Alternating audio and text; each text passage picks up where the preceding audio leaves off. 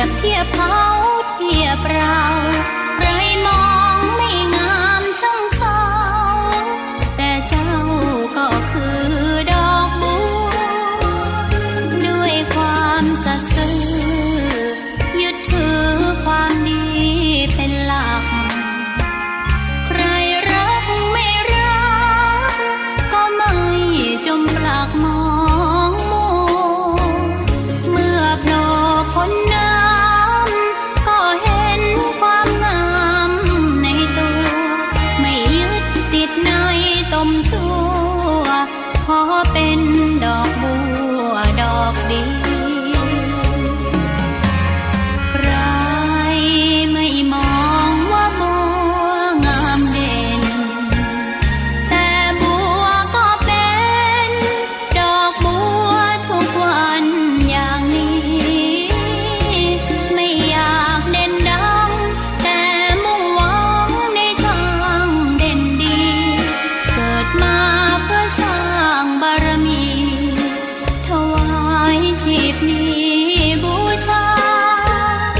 ดอกบัวดอกน้อยเฝ้าคอยคนที่ใจบุญมาโอ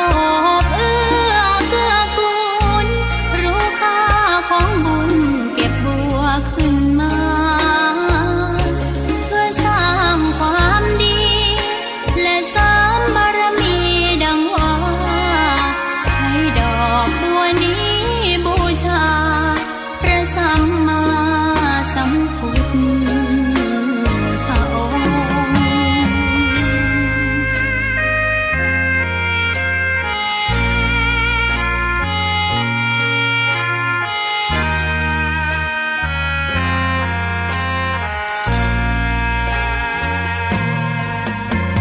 ใครไม่มองว่าบัวงามเด่น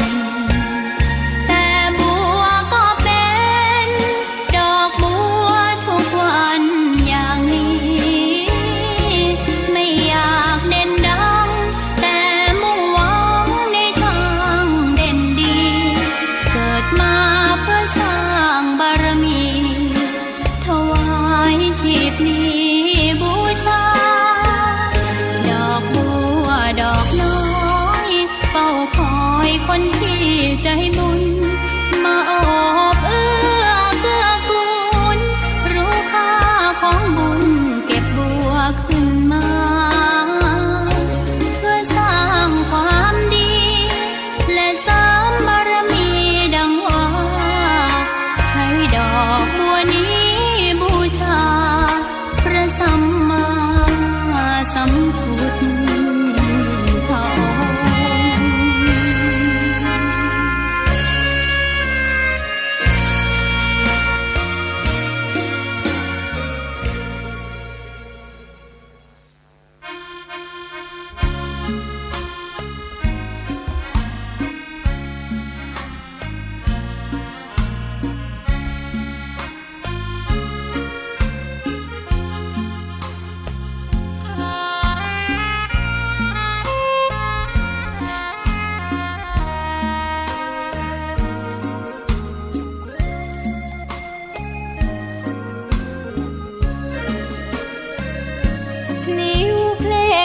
งค์ ถูกถ้อยคำเข้าถึงจิตใจ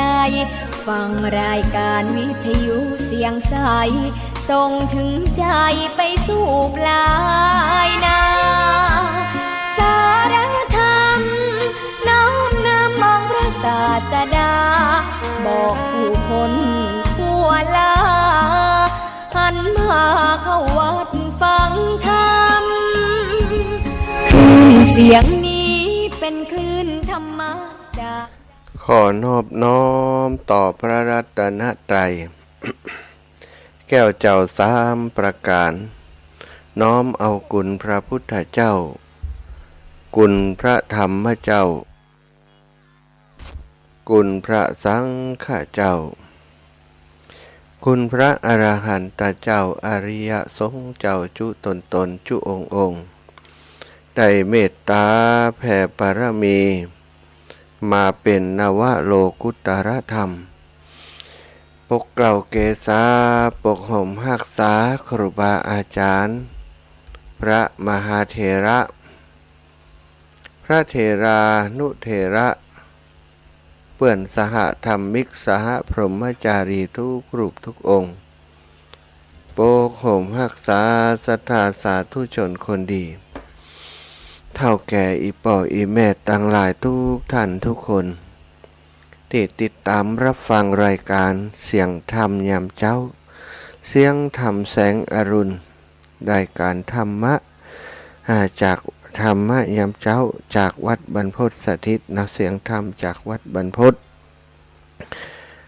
สถิตอำเภอเมืองจังหวัดลำปางโดยมีอาตมาภาพพระมหาสมชาติชาตปัญโย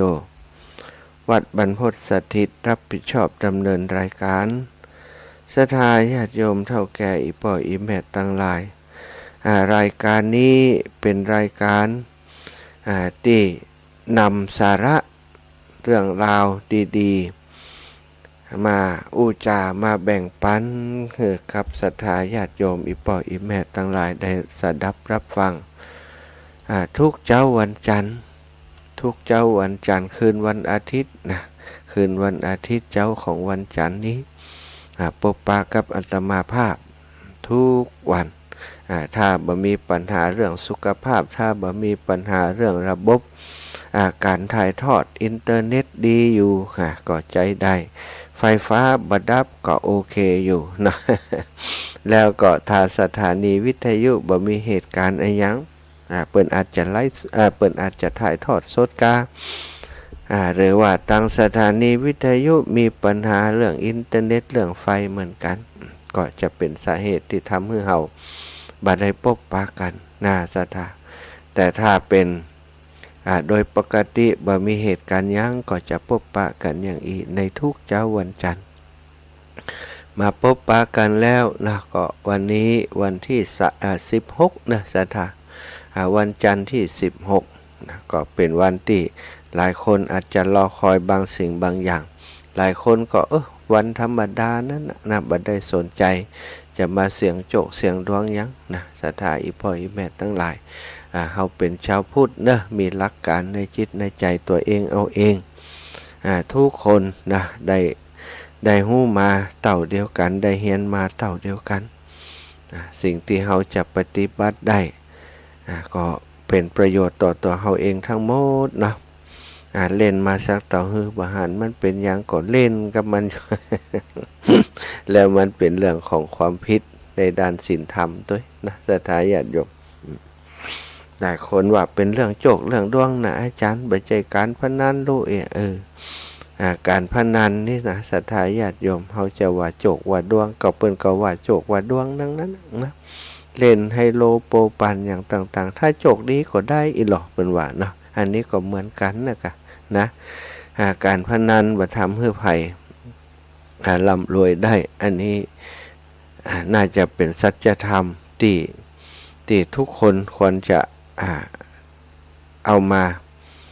พินิจพิจารณาดูเนาะคนเฒ่าคนแก่เปิ้นว่าอย่างอันนะศรัทธาอาตมานี่หันมาหลายคนบางคนเล่นคือมีอาชีพในการเล่นการพนันอย่างเดียวพอทำเอาทรัพย์สินครอบครัวสูญหายไปก็มีไฟไหม้ครั้งเดียวน้ำท่วม10 ครั้งบัดเต่าไฟไหม้ครั้งเดียวน้ำท่วมศรัทธาญาติโยมก็ยังมีแผ่นดินอยู่แต่บัดเดียวนี้บัดแน่เหมือนกันเนอะศรัทธาญาติโยมน้ำท่วมที่ผ่านมาที่เชียงรายเนาะศรัทธา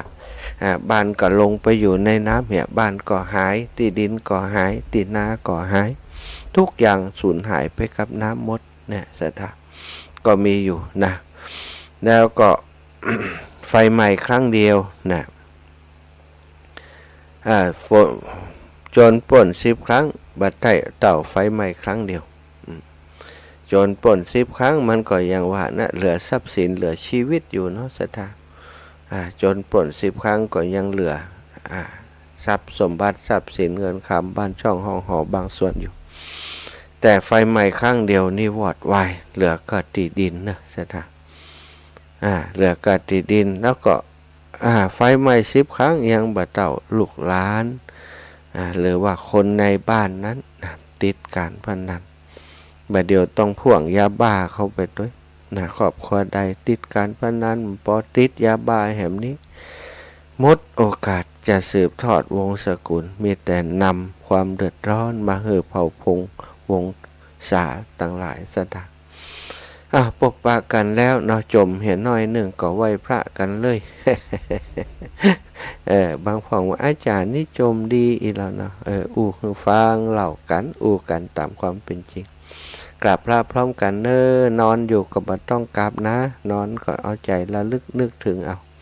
กราบพระพร้อมกันกราบ1พุทโธเมนาโถกราบ2ธัมโมเมนาโถกราบ3สังโฆเมนาโถ อิมินาสการเรนะพุทธังอภิปูชยามิอิมินาสการเรนะธัมมังอภิปูชยามิอิมินาสการเรนะสังฆังอภิปูชยามิอระหังสัมมาสัมพุทโธภะคะวาพุทธังภะคะวันตังอภิวาเทมิกราบ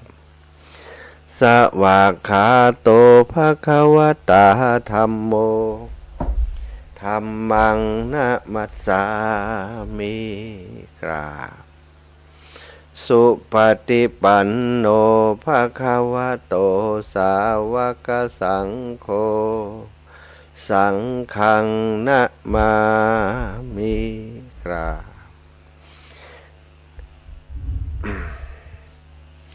นะโมตัสสะภะคะวะโตอะระหะโตสัมมาสัมพุทธัสสะนะโมตัสสะภะคะวะโตอะระหะโตสัมมาสัมพุทธัสสะนะโมตัสสะภะคะวะโตอะระหะโตสัมมาสัมพุทธัสสะพุทธังสารนังกัจฉามิธัมมังสารนังกัจฉามิสังฆังสารนังกัจฉามิตุติยัมปิพุทธังสารนังกัจฉามิตุติยัมปิธัมมังสารนังกัจฉามิ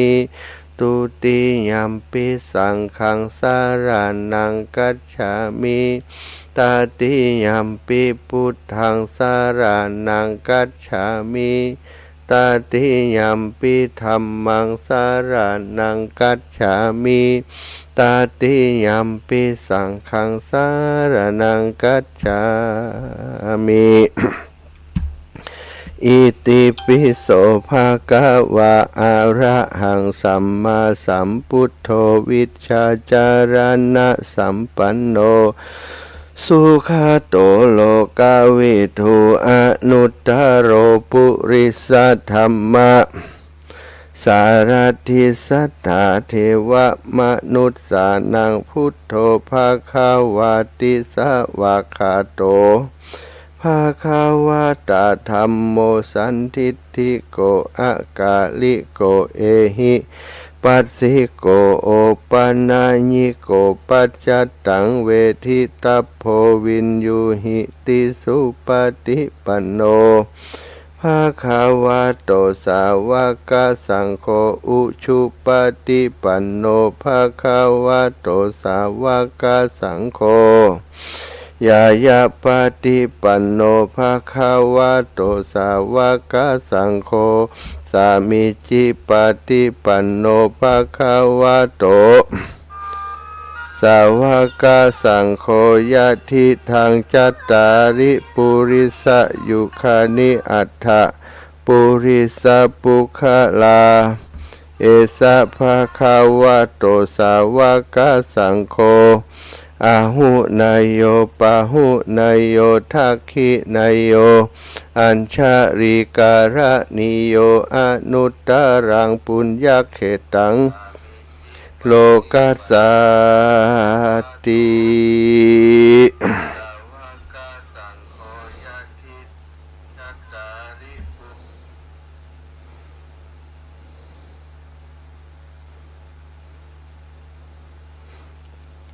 ศรัทธาญาติโยมทั้งหลายหากกราบพระพร้อมกันกราบหนึ่งพุทธังวารันตังสิรสานะมามีกราบสองธรรมังวารันตังสิรสานะมามีกราบสามสังฆังวารันตังสิรสานะมามีเช็คสถานีไปโดยสถานีลำปางยังไม่เปิดทำการเป็นเพลงไปเหี่ยสถาอย่างใดฮะลำปางนี่ลำปางเกิดอะไรขึ้นเดี๋ยวเช็คกับลูกบ่าวน่าจะบัดตื่นคำเตือนนะลูกบ่าวกับลูกสาวให้จะเกาะสัญญาณให้ได้พ่องนี้ ลำปางตื่นเถิดลำปางต่างเจ้าหน้าที่ตะกี้มันเกิดปกติเปิ่นจะเกาะจากคลื่นสีขาวนะช่วงเวลานี้สถานแต่ว่าพอดีที่คลื่นสีขาวตะกี้เปิ่นอาจจะมีปัญหาจ้ะคลื่นสีขาวที่ปากทางเจริญนะก็เลยทำให้สัญญาณที่ลำปางมันตัดเป็นเพลงเข้าไปฟังโยมแม่พิสมัยบอกว่าท่านอาจารย์ลำปางเปลี่ยนเพลงอยู่อีนะแม่พิสมัยสีเทพ ลูกเนี่ยการอยู่กันนี่ไปไหนนี่เฮ้โอ้ตื่นละลำปางมันนั่นเปลี่ยนเพลงก็ยังได้ลูกได้ครับลูกรบกวนลูกจัดตุเวลาตี 3 ตี 3ไปปลุกลูกลูกนัดนะเจ้าหน้าที่สถานีช่างเทคนิคของสถานีวิทยาลัยสงฆ์นครลำปางลูกเบาห้องมาเพื่อจะได้ก็สัญญาณให้พี่น้องลำปางเนาะเพราะมีเรื่องจะสื่อสารกับลำปางสักน้อยเหมือนกันแต่ว่าเหมือนแรงสถาก่อนนึกว่าเป็นวันอย่างว่าหัวอาตมานี่ลืมวันลืมคืนแล้วก็ลืมว่าจะตัวเองจะได้พักวันอาทิตย์สถาวันอาทิตย์เนี่ยอาตมาจะต้องได้พักอีกเนาะแต่ว่านี้เป็นว่าวันอาทิตย์นี่เสร็จงานเรียบร้อยมาพอเวลาว่าบึดนี้จะไปงานศพอีกนะจะต้องบันทึกเสียงไว้กับบันทึกเสียงรายการสารธรรมยามค่ำไว้กรรมเอกแล้วก็บันทึกว่ามันเป็นวันอาทิตย์ไงถ้าเป็นวันอาทิตย์ก็ไปใจรู้นี่วันอาทิตย์เขาภาคผ่อนจะไปบันทึกอย่างอีกกันเนาะ หนังบันทึกเสียง1 ชั่วโมงสื่อสารขอบคุณกับคนลำปางที่ไปช่วยงานตะวานะเป็นงานเปตพีประจำปีของวัดบรรพตสถิตสถานประจำปีก็คือปีที่แล้วก็ทำเนาะปีนี้เป็นปีที่2ปีต่อไปก็ครูบาอาจารย์ว่าจะรักษาเหตุทอยนี้ทุกปีก่อนจะ13 ค่ำเนี่ยก็เหมือนกับเขาสลากกันแล้วกันเนาะ13 ค่ำเดือน12ขึ้น13 ค่ำเดือน12จะเป็นวันตานเปตพีของวัดบรรพตสถิตนะสถาปีหน้าจำไว้นะ จำไว้นะศีลหน้าจำไว้ตานเปตพีแต่ละวัดแต่ละวาเพิ่นก็ทำกันเนาะทำกัน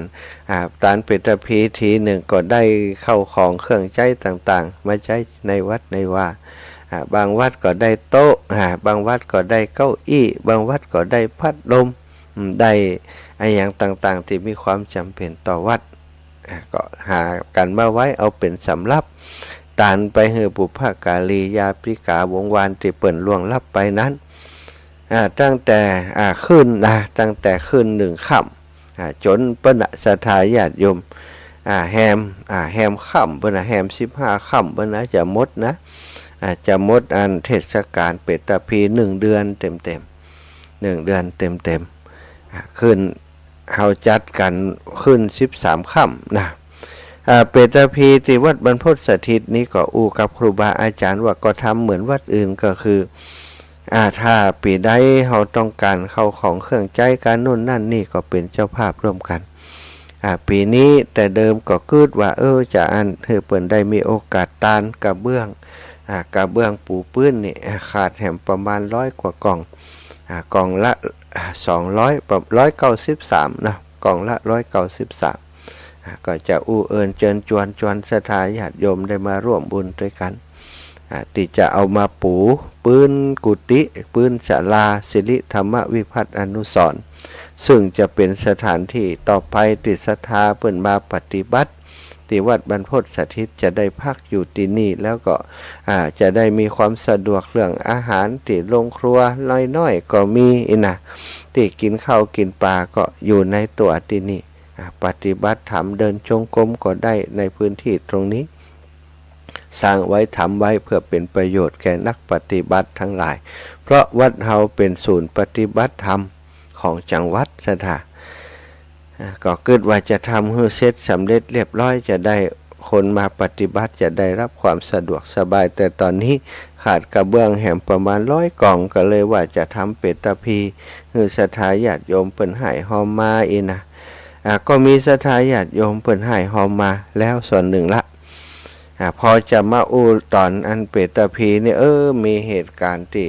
ทำให้จำเป็นจะต้องเปลี่ยนโครงการช่วยอันเรื่องกระเบื้องพับไว้ก่อนเพราะว่าการน้ำกับไฟของวิทยาลัยสงฆ์วิทยุวิทยาลัยสงฆ์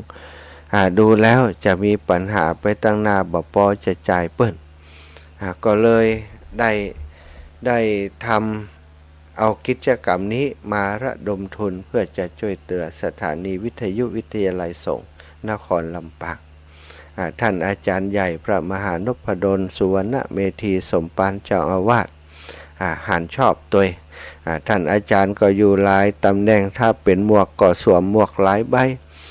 เจ้าคณะอำเภอวังเหนือนะผอ.เผยแพร่ของจังหวัดผอ.วิทยาลัยสงฆ์นครลำปางก็มีอยู่หลายตำแหน่งเนาะก็ใช้หน้าที่ตำแหน่งมาเป็นประโยชน์แก่พระพุทธศาสนาเพื่อสังคมเพื่อส่วนรวมทั้งหมดหน้าที่การปกครองก็ทำเพื่อคณะสงฆ์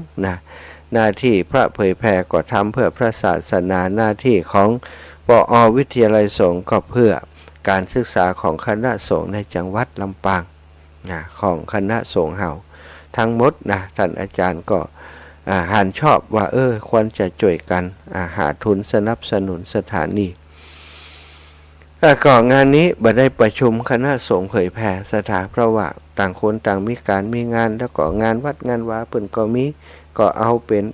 ประกาศอู้กันในกลุ่มผู้นักจัดรายการต่างๆน้องแอมประกาศลงไปก็จะมีเพิ่นก็เลยคณะสงฆ์หรือว่าพระสงฆ์เผยแผ่เปิ้นรับทราบข่าวสารอาจจะบ่ทั่วถึงกันก้าอย่างกันกะก็บ่ได้มาร่วมกิจกรรมแต่ประการใดเนาะก็แต่ละท่านแต่ละคนก็หาวิธีการกันนะใครอยากจะช่วยสถานีก็ช่วยกันไปหรือว่าใครคิดว่าเป็นเรื่องที่เป็นหน้าที่ของคนอื่นนะไม่ใช่หน้าที่ของเฮาพระจัดรายการก็แล้วแต่ใครมันจะคิดเอาก็แล้วกันสถานีเป็นของส่วนกลางเฮาใจประโยชน์จากการเผยแพร่ธรรมของพระพุทธเจ้านะเฮาก็คือผู้พระนักจัดรายการปกติก็คือบ่มีค่าตอบแทนเป็นจิตอาสามีความเสียสละในการจัดรายการให้ความรู้กับศรัทธาญาติโยมให้ธรรมะกับศรัทธาญาติโยมอยู่แล้วก็บ่ใช่หน้าที่ของเพิ่นที่จะไปเสาะไปหาปัจจัยมาจ่ายค่าน้ำกับไฟให้สถานีแต่ถ้าสามารถทำได้ก็เป็นการดีนะเพราะสถานีสถานีของเฮาบ่มีสปอนเซอร์นะบ่มีคนสนับสนุนบ่มีปเลี้ยงเอียงคำสนับสนุนก็จำเป็นอาศัยกระแสบุญทานน้ำใจจากศรัทธาญาติโยมที่จะช่วยกันนักจัดรายการเพิ่นก็มีแฟนคลับผู้ฟังรายการอยู่เยอะแน่ถ้าเพิ่นออกไปก็บ่ต้องห่วงศรัทธาอาตมาจะไปหอมกับน้ำกับไฟของสถานีวิทยุเพิ่นก็จะช่วยกันนะอันนี้ก่อนแล้วแต่เนาะศรัทธาญาติโยมก็ทำกันไปเนี่ยกันไป แต่ส่วนใหญ่ก็คือแฟนรายการก็สลับซับกันไปมาแหละนะอย่างที่ฟังรายการของอาจารย์อาตมานี่ก็ฟังรายการของคนอื่นไปตัวบ่ใจว่าฟังแต่ของอาตมาอย่างเดียวก็เท่ากับว่าก็อาจจะอันเดียวกันเนี่ยนะ แต่ว่านี้ก็ทอดพระป่าได้ไปอัน16,139 บาทสถาน16,139 บาทอันนี้ก็จะมอบให้วิทยาลัยสงฆ์ทั้งหมดนะมอบให้สถานีวิทยุ16,000นี่ก็เดือนละ5,000นะ5,000ก็น่าจะกุ้มได้3 เดือน ก็ว่ากันไปนะว่ากันไปนะเรื่องของมูนี้อยู่ที่จิตของไผ่ของมันเนาะจิตอาสาหรือว่าบ้านเฮาอาจจะว่าจิตสำนึกของไผ่ของมันเองนะจิตอาสาถ้าไผ่อาสาจะมาช่วยกันตรงนี้ก็ต้องขอบคุณนุโมทนาบุญอาตมาเองก็เป็นพระสงฆ์ตัวน้อยๆนะพระนักจัดรายการรูปหนึ่งในทีมงานบ่ใจเป็นฝ่ายบริหารบ่ได้เป็นผู้บริหารของสถานีแต่ประการใดแต่รับทราบฮู้ปัญหาของสถานีว่าขาดแคลนตรงนี้โดยมีลูกสาวน้องแอมพัชริยาฟองจันตาเป็นเจ้าหน้าที่สถานีคอยรายงานให้ทราบตลอดทุกป่อสตังเหลือบรรทักแล้วเนอะ ก็อีดกับอันทุกป่อนี่ก็หลายด้านหลายอย่างไว้ช่วยน้ำท่วมไออย่างเนาะทำเต็มที่ซะท่าก็เป็นดอกบัวดอกน้อยติดใจบูชาพระพุทธเจ้าเนาะถึงจะเป็นดอกน้อยๆก็พยายามทำงานให้มันนักขึ้นนักขึ้นเพื่อจะให้เกิดประโยชน์กับคนตั้งหลายไปช่วยน้ำท่วมก็ไปหลายตีหลายแห่งแต่ก็ได้รับความร่วมไม้ร่วมมือจากศรัทธาญาติโยมพี่น้องเจ้าบ้านหลายหมู่บ้านหลายชุมชนหลายพื้นที่นะบางพ่องก็อยู่ต่างจังหวัดโอนปัจจัยมาติดลำปางเพ่นะ มาช่วยท่านอาจารย์สมชาติไปลงพื้นที่เจียงไฮ้2 รอบแล้วเนาะเมืองน่านไปได้รอบหนึ่งแล้วก็แม่อายชัยประการนี่จะไปวันนี้สถากระเดียวตี 4นี่ก็จะสวะตรงนี้นะโทรเข้าอันเบอร์โทรของเจนะพร้อมกับการที่เดินทางต่อเดินทางระหว่างทางก็อูจากันไปเนาะอูจากันไปจัดรายการวิทยุโดยก็แจ้งให้ศรัทธาทราบว่าจะไปที่ไหนตั้งใดนะตอนนี้ก็ก่อนที่จะประกาศชื่อเสียงเรียงนามของคนที่ร่วมบุญสถานีตะวาแล้วก็ที่จะร่วมบุญไปน้ำท่วมตะวาด้วยเนาะก็ขออนุญาตไปห้องอันคนขับรถกำกันเด้อปลุกคนขับรถกำกัน คนขับรถยังบัดตื่นกับแต่จะห้องเพื่อจะมาเตรียมตัวแล้วก็เดินทางตี 4ล้อหมุนเนาะสถา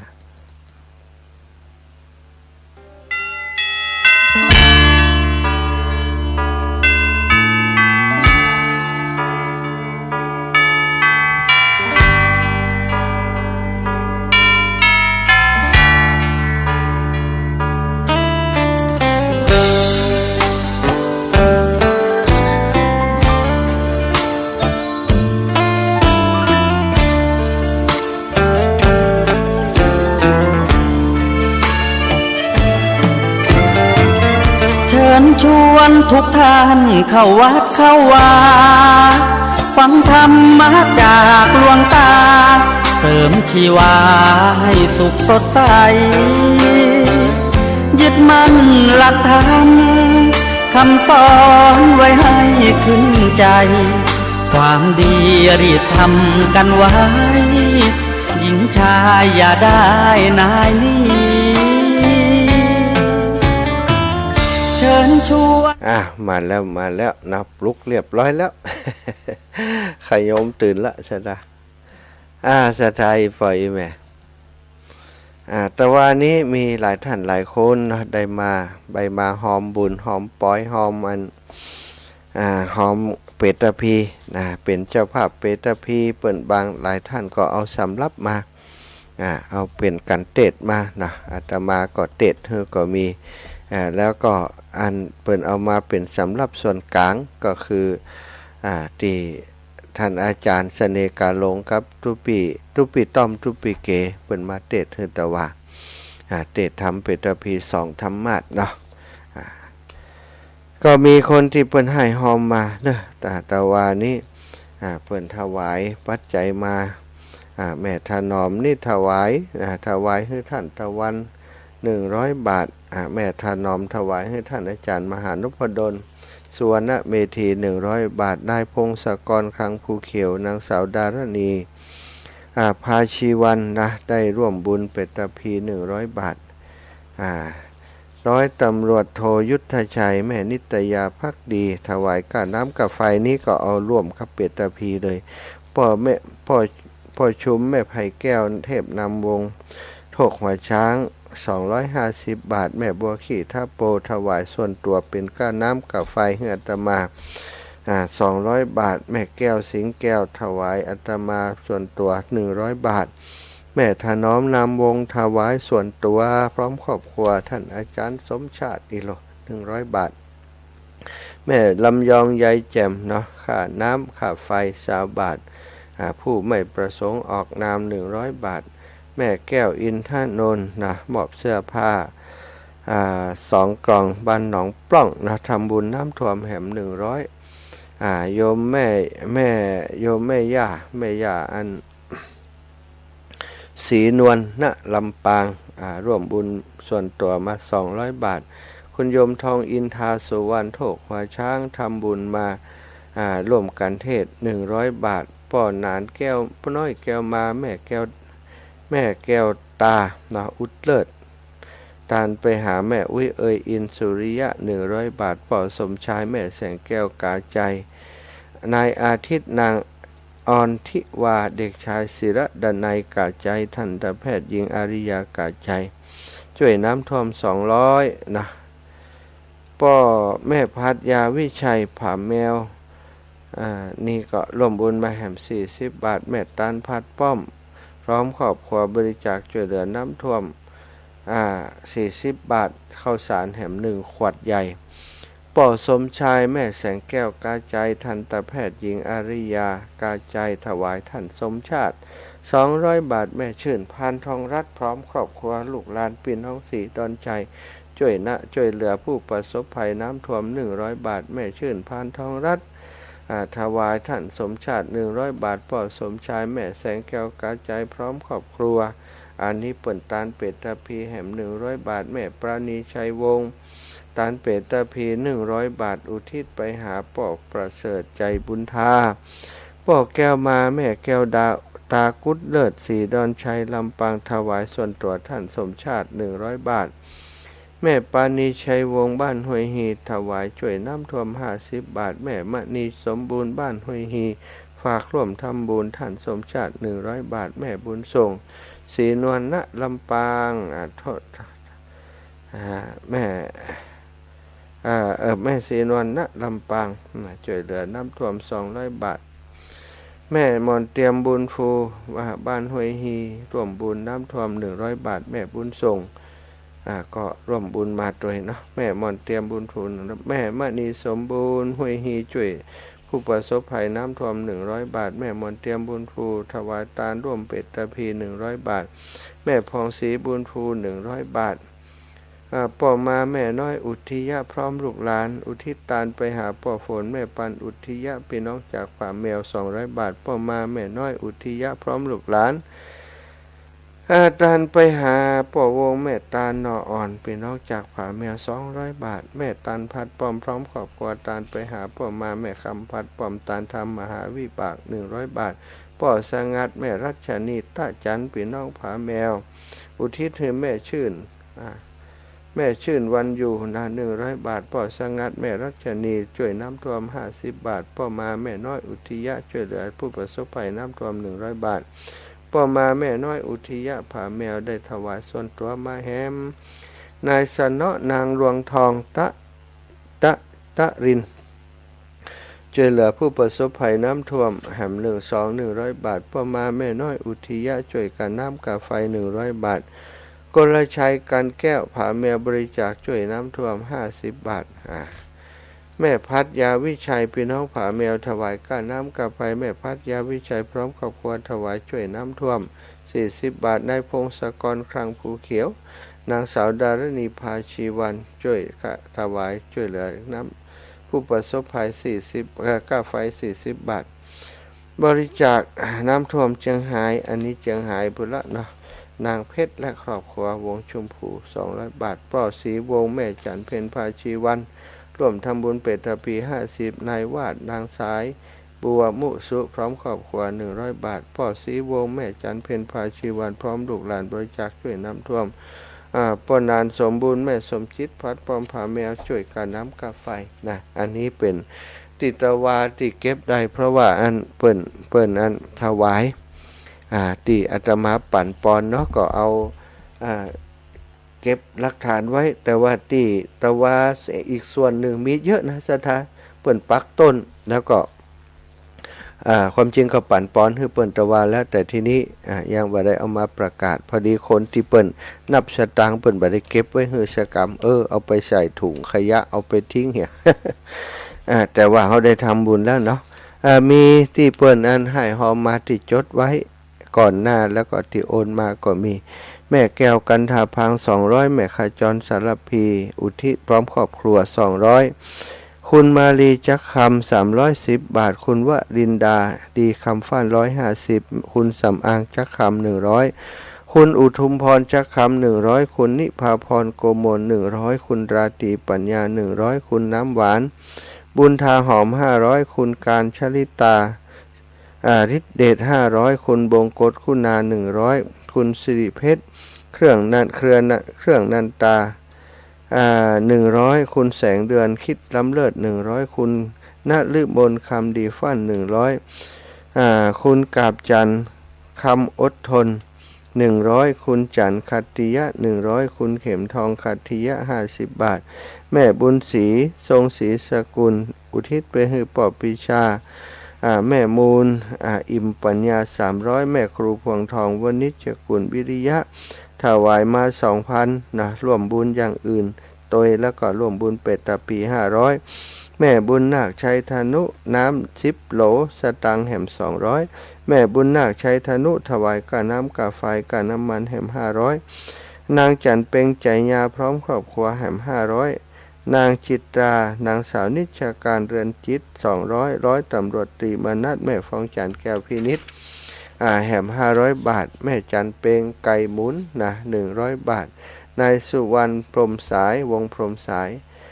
ช่วยเหลือน้ำท่วมนะ1,000 บาทแล้วก็เมย่าพัดนะเมย่าพัดวงพรหมสายบ้านหนองยางก็ร่วมบุญมาแหม100 บาทก็เป็นชื่อเสียงของศรัทธาญาติโยมที่ได้ร่วมบุญร่วมกุศลมาเนาะมีหลายท่านที่เปิ่นร่วมบุญมาตังส่งปัจจัยมานะก็แจ้งมาตังเฟซตังไลน์มีหลายท่านอยู่ศรัทธาก็มีไผ่พ่องเนาะน้องมีหลายท่านหลายคนถ้าก่อนน่าจะตกหล่นไปอยู่อย่างโยมน้องอรพินโยมน้องอรพินก็ร่วมบุญร่วมกุศลมาโดย1,300 บาทพร้อมคณะญาติธรรมของเปิ้นต้องขอบคุณเป็นอย่างสูงมีแม่ทองเครือใช้คันธานี่ครอบครัวเปิ้นก็ฮ้อมมาทุกการทุกงานทุกการทุกงานที่เปิ้นร่วมโดยช่วยกันร่วมคิดร่วมทำกูบ่ได้เจ้าของพี่อารีได้ยอดเท่าไหร่เจ้าได้ยอดเท่าไรบางคนก็ถามยอดมา139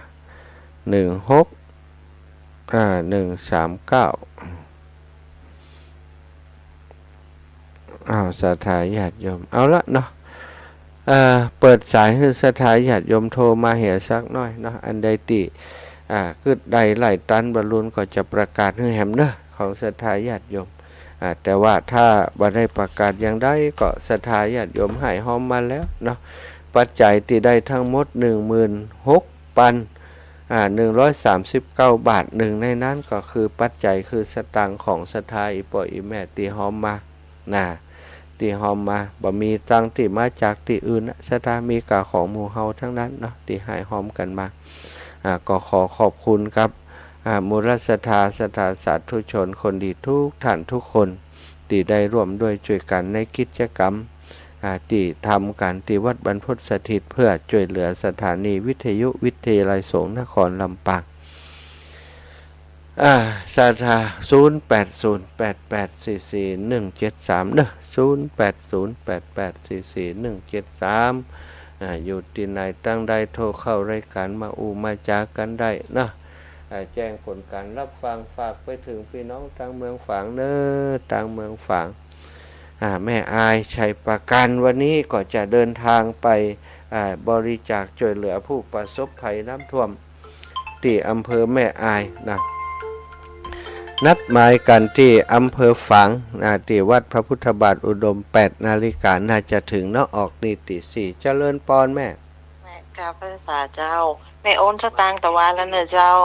อีแม่ช่วยเปตพีด้วยเนาะก็ว่าได้ผมก็เจ้าสาธุอีแม่อนุโมทนาบุญกับโยมแม่หลายๆเนอะเจ้าสาธุเจ้าสาธุตื่นเจ้าจ้ะเจ้าฟังตั้งแต่เจ้าแล้วเดี๋ยวจะพาไปแอวอันไหนก็เมืองแม่ไอ้เนอะติดตามว่าวุฒิจะไล่สดใช่ไหมอินดูเปิ่นดีไหมไปช่วยกันพี่น้องหมู่เฮาถึงนั้นเนาะเจ้าสาธุเจ้าแม่เจ้าสาธุเจ้าแม่อำพรบุญหมื่นสันทรายโอ้นึกว่าคนเสมอลืมกันไปแล้วเรื่องนี้เหรอคอยฟังเสียงแต่พอตีหนึ่งแล้วไหมลำปังนอนหลับตีหนึ่งเพราะเป็นออกรายการปุ๊บรับเนาะตั้งแต่ตีหนึ่งรับจะรูปใส่บาตรแล้ววันนี้ก็ใส่บาตรตีหนึ่งพุ่นน่ะใครรับตีจองก็ไม่พระก็ต้นเยอะไม่ไหนแล้วเลยแต่ว่าโทรหาของเข้าโทรศัพท์ไม่ห้ามอย่างเป็นมีงานแต่ไม่โทรตอนมีงานน่ะถ้าถามอยากสักตัวสักน้อยแล้วรบกวนสักน้อยบ่ได้ต้องนักเจ้าเองว่ามาดูจ้างถามคนอื่นมันรออยู่เจ้าคิดถึงนะเจ้าสัตว์ทู่โยมแม่บุญรักษาจ้าบุญรักษาอยู่ดีมีสุขแม่จินดาสายสุภาบ้านจำโอ้แม่จินดานี่หายไปเมินนี่แม่จินดาโทรมาแหมไหมแม่จินดาปะกันเมินตาเนาะอยู่บ้านจำอีกติดมจรวิทยาลัยสงฆ์นครลำปางแม่จินดาไปแอวอันแม่อายด้วยกันปะ ออกตีซีก็เดี๋ยวก็หมดเวลานี่ก็จะใช้อีกระบบหนึ่งเนาะหมดเวลาก็จะปิดเครื่องถ่ายทอดตรงนี้แล้วก็จะใช้วิธีโทรไปหาน้องเจที่อยู่ปากทางเจริญคอยเกาะสัญญาณอยู่พุ่นเนาะแม่แก้วกาดโป่งเจริญปอนแม่เจ้าว่าให้แม่ซื้อ200เด้อ200นะ200ล่ะตะกี้อ่านตะคือ100กะ200แม่แก้วแม่ญาติแก้วสิงแก้ว200 บาทสาธุนะครับถึงบ้านกี่โมง4 โมงปลายจ้ะ4 โมงปลาย4 โมงปลายเนาะยังมามันก็คือมาครับปล่อยมันเมาหลบปุ้นไปเขาป่วยเขากระตึ้มมาอย่างเนาะจังเขาจังมาเด็กสาธุจะไปแอวอันแม่อายก่อนเนอะวันนี้เนอะ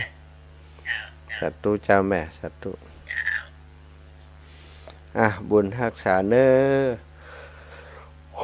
โอ้ได้เวลาจะรับแหมรอบแล้วสถาหาวติ๊กๆแล้วนี่ไม่สุภาพเลยจัดรายการไปหาวไปด้วยนะขออภัยกับสถาเนาะธรรมชาติเนอะกำลังกินกำลังนอนรับบ่อิ่มนอนบ่อิ่มดูจะรับอยู่นี่ก็เดี๋ยวก็ช่วงต่อไปจะใช้การโทรเข้าไปในสถานีเอาเนาะเพราะว่าจะต้องเดินทางนะก็เดี๋ยวนี้เดินทางจากลำปางเพื่อจะไปช่วยเหลือผู้ประสบภัยน้ำท่วมที่แม่อายแม่จินดาไม่รับ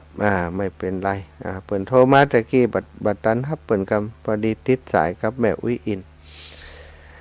พี่น้องทางเมืองน่านเราบัดตื่นแต่ก้าอีปอปอน้อยสมเพชรก็ดีปอนานประเสริฐก็ดีปอนานอัน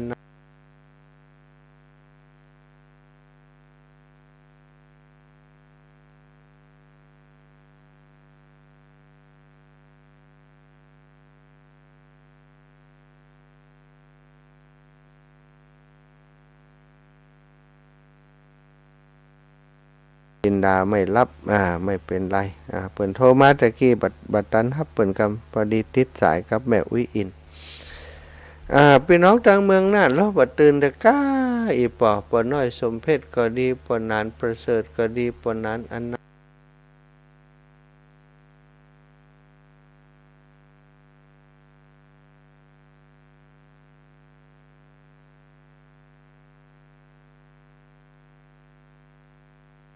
จินดาไม่รับไม่เป็นไรเปิ่นโทรมาตะกี้บัดตันรับเปิ่นกำพอดีติดสายกับแม่อุ้ยอินพี่น้องทางเมืองน่านเราบัดตื่นแต่ก้าอีปอปอน้อยสมเพชก็ดีปอนานประเสริฐก็ดีปอนานอันนั้น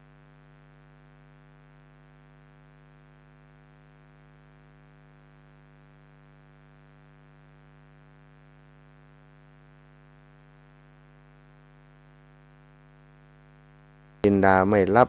ไม่เป็นไรเปิ่นโทรมาตะกี้บัดตันรับเปิ่นกำพอดีติดสายกับแม่อุ้ยอินพี่น้องทางเมืองน่านเราบัดตื่นแต่ก้า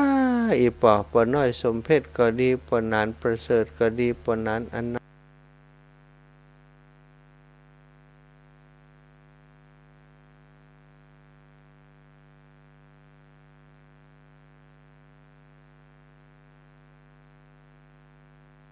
จินดาไม่รับไม่เป็นไรเปิ่นโทรมาตะกี้บัดตันรับเปิ่นกำพอดีติดสายกับแม่อุ้ยอินพี่น้องทางเมืองน่านเราบัดตื่นแต่ก้าอีปอปอน้อยสมเพชก็ดีปอนานประเสริฐก็ดีปอนานอันนั้น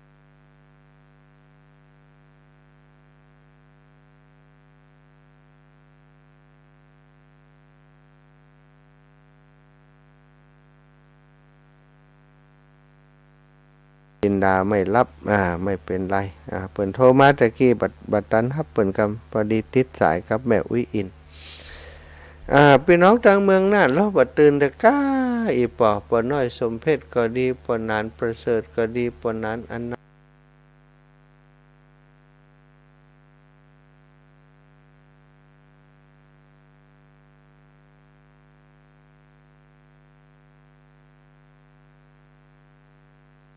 จินดาไม่รับไม่เป็นไรเปิ่นโทรมาตะกี้บัดตันรับเปิ่นกำพอดีติดสายกับแม่อุ้ยอินพี่น้องทางเมืองน่านเราบัดตื่นแต่ก้าอีปอปอน้อยสมเพชก็ดีปอนานประเสริฐก็ดีปอนานอันนั้น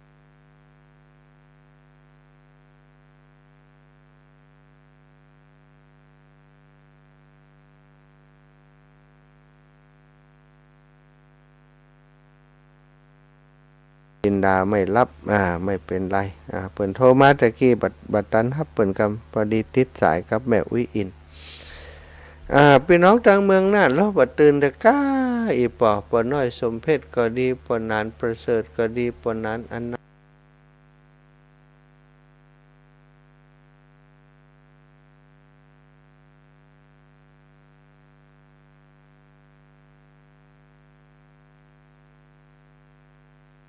จินดาไม่รับไม่เป็นไรเปิ่นโทรมาตะกี้บัดตันรับเปิ่นกำพอดีติดสายกับแม่อุ้ยอินพี่น้องทางเมืองน่านเราบัดตื่นแต่ก้าอีปอปอน้อยสมเพชก็ดีปอนานประเสริฐก็ดีปอนานอันนั้น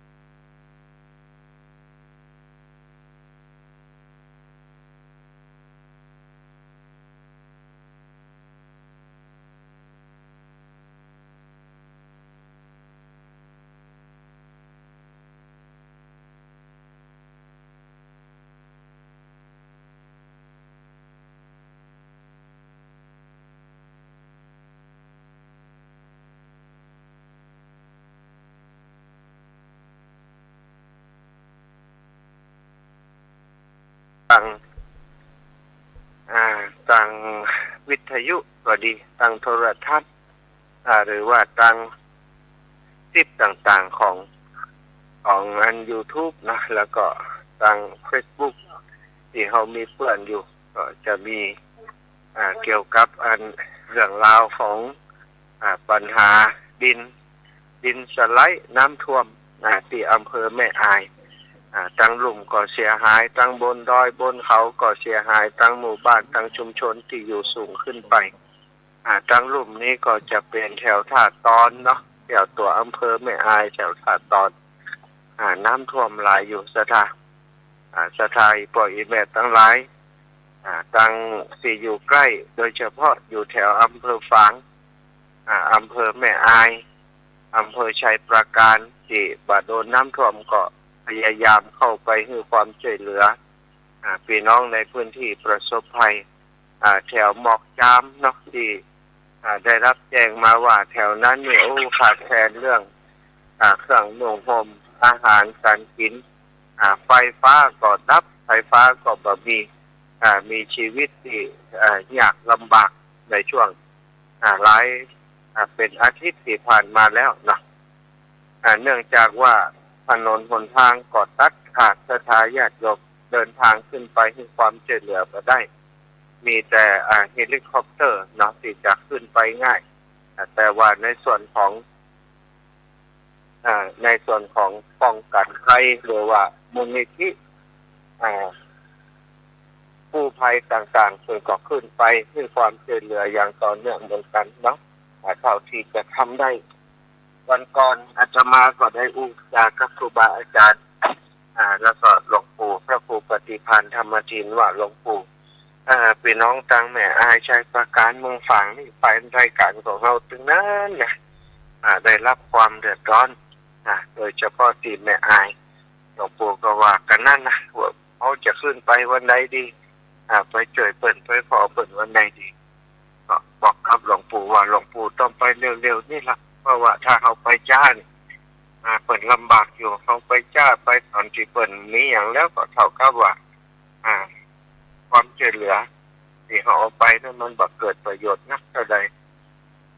ก็เลยนัดหมายกันวันที่16เอาวันที่16วันนี้คือจริงแล้วถ้าแบบมีงานวันที่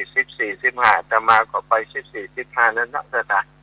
ต่ตอนนี้ก็จะไปเจอเพิ่นก็พอดีว่าจำเป็นจะต้องเตรียมงาน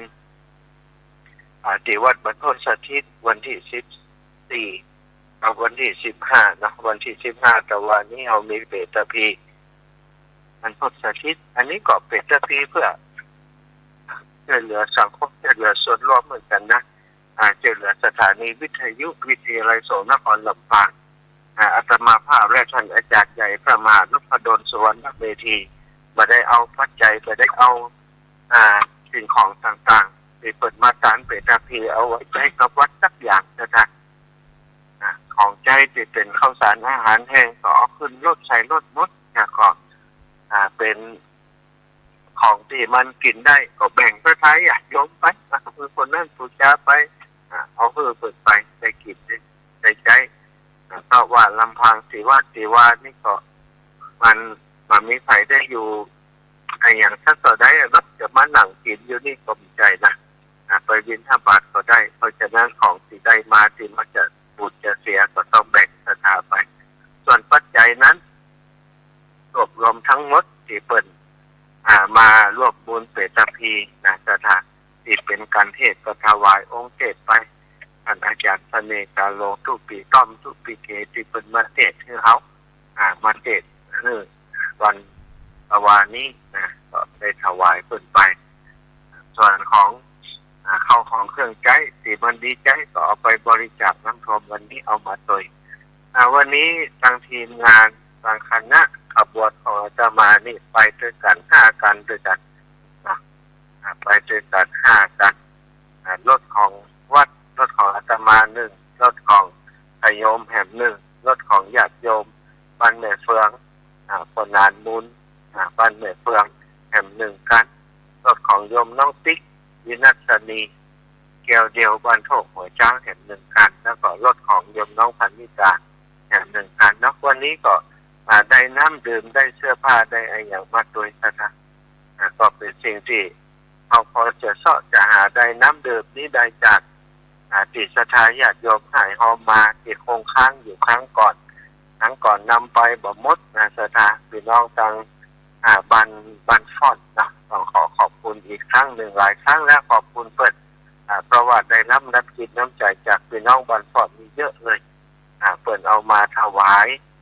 เอาน้ำมาถวายวันนั้นที่บันฟอนนี้ได้5 กันรถปิกอัพสถาถึงน้ำถึงเสื้อผ้าถึงอาหารข้าวสารอาหารแห้งทั้งหมดส่วนที่เป็นข้าวสารอาหารแห้งเอาไปจ่วยที่ตำบลแม่ยาวน้ำดื่มส่วนหนึ่งข้าวสารอาหารแห้งส่วนหนึ่งเมื่อวันก่อน3 กันรถปิกอัพเนาะวันนี้ก็ได้แฮม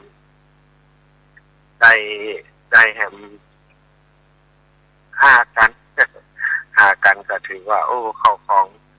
ต่างๆที่จะเอาไปบริจาคช่วยเหลือเปิดผมในนักงานพอสมควรก็หวังว่าแฮมสักอาทิตย์หนึ่งตั้งแม่อายก็น่าจะเข้าสู่ภาวะปกติได้ละตอนนี้ถนนหนทางก็ทราบว่าตั้งส่วนองค์การบริหารส่วนตำบลในพื้นที่แล้วก็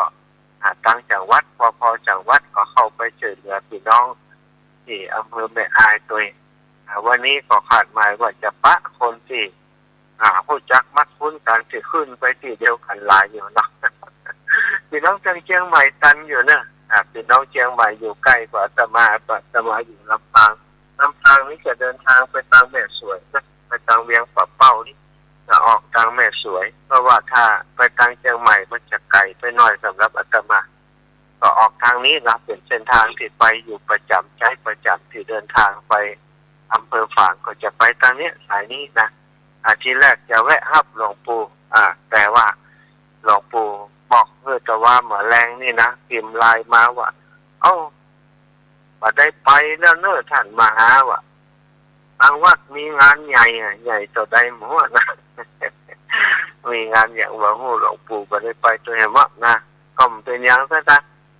ถ้าไปก็จะได้เป็นขวัญกำลังใจให้พี่น้องทางพุ่นนะทางศรัทธาญาติโยมส่วนใหญ่ก็นับถือเคารพนับถือหลวงปู่อยากหันหน้าหันตาอยากจะได้กำลังใจจากหลวงปู่แต่เปิดติดเนาะติดภารกิจของเปิดในสปะจะเปิดหลวงปู่นี่นะญาติโยมมาหาพ่องอายังพ่องแล้วก็ตั้งงานคณะสงฆ์ที่เวียงป่าเป้านี่เป็นพื้นที่ที่เปิดจะต้องไปช่วยเหลือผู้ประสบภัยน้ำกรองหันเปิดไปกันถึงวันเลยสถานเวียงป่าเป้าหลวงพ่อเจ้าคณะอำเภอและพระเลขาพระสงฆ์เจ้าคณะปกครองในพื้นที่เวียงป่าเป้านี่ก็เป็นหนึ่งเดียวกันรวมน้ำจิตน้ำใจไปช่วยพี่น้องประสบภัยน้ำท่วมที่จังหวัดเชียงรายไปทุกวันแบ่งกันไปตำบลนี้ไปวันนี้ตำบลนั้นไปวันนั้นหมู่บ้านนั้นไปวันนั้นวันนี้พากันไปสถานถ้าไปกระจุกกันวันเดียวมันก็อย่างว่านะเนาะเข้าเป็นต้องกินถึงวันอาหารเป็นต้องกินถึงวันถ้าเอาไปวันเดียวกันอย่างเป็นตานนี่กันสถานตานวันเดียวนักนะวันอื่นไม่อย่างกินชักจำมันก็ต้องบริหารจัดการนะชาวพุทธใช้ปัญญาในการทำบุญก็ต้องใช้ปัญญาในการช่วยเหลือเหมือนกันส่วนเดือดร้อนก็ต้องพอว่าวันนี้คนไปนักแล้วเขาก็ต้องรอไปวันอื่นอีกแต่ก็ต้องแจ้งศูนย์เปิดไปแจ้งอย่างเปิดไปยังไงนี่เปิดประสานงานกับทุกอำเภอเนาะผู้ว่าประสานงานกับทุกอำเภอในอำเภอก็ประสานงานกับพื้นที่ท้องถิ่นวัดวาอารามประสานงานกันจะไปวันใดต้องการอะไรอย่างที่เปิดแจ้งกันอยู่ตลอดช่วงก่อนนี่เข้าพื้นที่มาได้มีแต่เฮลิคอปเตอร์ที่เดินทางได้เอาอาหารเวียงป่าเป้าเป็นศูนย์ทำอาหารสถานญาติโยมทำอาหารไปส่งพี่น้องที่พื้นที่ตะเข็บติดต่อกันแถวแม่ฮางนะแม่ฮางที่ตำบลแม่ฮางที่โดนนักเหมือนกันนะฝั่งตรงข้ามกับตำบลแม่ยาวคนละฝั่งกันมาไปช่วยเหลือทางฝั่งนู้นอยู่เยอะนะทางพี่น้องเวียงป่าเป้านี่ได้เอาเข้าน้ำเข้ากล่องนะเอาไปช่วยเปิดทางพุทธก็ขออนุโมทนาด้วยกับคณะสถา ณะสงฆ์ผู้นำท้องถิ่น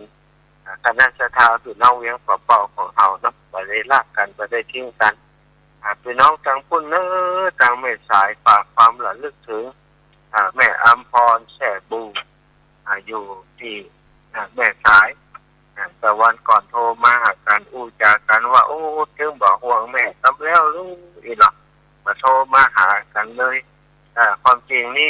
ก็หาเบอร์โทรโยมแม่ตั้งแต่วันแรกสถานอยากยกแต่ว่าจำชื่อเพิ่นบ่ได้สถานถ้าเพิ่นโทรมาก็จำได้ว่าไผโทรมาเนี่ยหันพอชื่อมันขึ้นแต่เวลานึกจะโทรหาเพิ่นนี่นึกชื่อเพิ่นบ่ออกประเดี๋ยวนี้นึกออกแล้วเนาะเพราะว่ามีบทเรียนเปิดนำเสื้อกุลแฉบูนะอาตมาพิมพ์คำว่าแม่สายแล้วก็โกดเสาะหามันตึ้งมีแม่สายทองแม่สายพินเนี่ยแต่ว่าแม่อัมพรแฉบูอยู่แม่สายมันบ่ขึ้นพอเปิดโทรมาก็รายงานให้เปิดฟังว่าคิดเติงหาคือเติงหาก็ห่วงอีแม่เหมือนกันก็ถามเปิดว่าเป็นได้พ่องแม่อัมพรแฉบูนี่บอกเป็นหยังบ้านเปิดอยู่ฝั่งจังด้อยฝั่งที่มันอยู่ติดสูงแต่ว่าบ้านเพื่อนฝูงบ้านญาติพี่น้องต่างๆที่เป็นอยู่ฝั่งตรงข้ามน้ำท่วมมิดหลังคาโอ้โหกินดูวะตอนนี้ส่วนต่างๆที่จะต้องช่วยกันแต่ว่านี่ได้ทราบข่าวว่าท่านอาจารย์ใหญ่พระอาจารย์พระครูพิวัฒนวิกรมได้ลงพื้นที่จังหวัดเชียงรายนำอาหารหมาอาหารแมวไปช่วยที่จังหวัดเชียงรายสถานวันนี้อาตมาก็เอามาต้อยเหมือนกันเนาะอาหารหมาอาหารแมวที่จะไปช่วยตั้งไม่อายสถานก็ติดมา2-3ไต่นะอาหารหมาอาหารแมวนะคนนี่มีข้าวกล่องมีอะไรอย่างกินแต่สัตว์นี่สถานญาติโยมบางทีเฮานึกบ่ถึงเนาะสัตว์ที่เฮานึกบ่ถึงก็คือพวกหมาพวกแมวแม้กระทั่งไก่อย่างมื้อนี้นะสถานหมูเฮ็ดเป็ดไก่ที่มันรอดชีวิตนี่มันก็ต้องกินเหมือนกันเนาะโอ้กินดูเขาเหมือนกันนะเป็ดไก่วัวควายอย่างนี้วัวควายก็ลำบากไปด้วยกันหมดสถานสัตว์ตายไปเป็นจำนวนมากนับบ่ถ้วนสัตว์ว่าเป็นหมูหมากาไก่นี่หมาก็ตายกันตายนะหมาตายกันนะหมาน้อยๆเนี่ยมันจะไปช่วยตัวเองได้อย่างนั้นแต่ถ้ามันมาคำเดียวปุ๊บไปเลยแล้วสัตว์ส่วนใหญ่เขาก็อยู่กับดินเนี่ยอันนี้ก็พอเจอภาวะน้ำท่วมนี่ถ้าเจ้าของดูแลบัดตันก็ตาย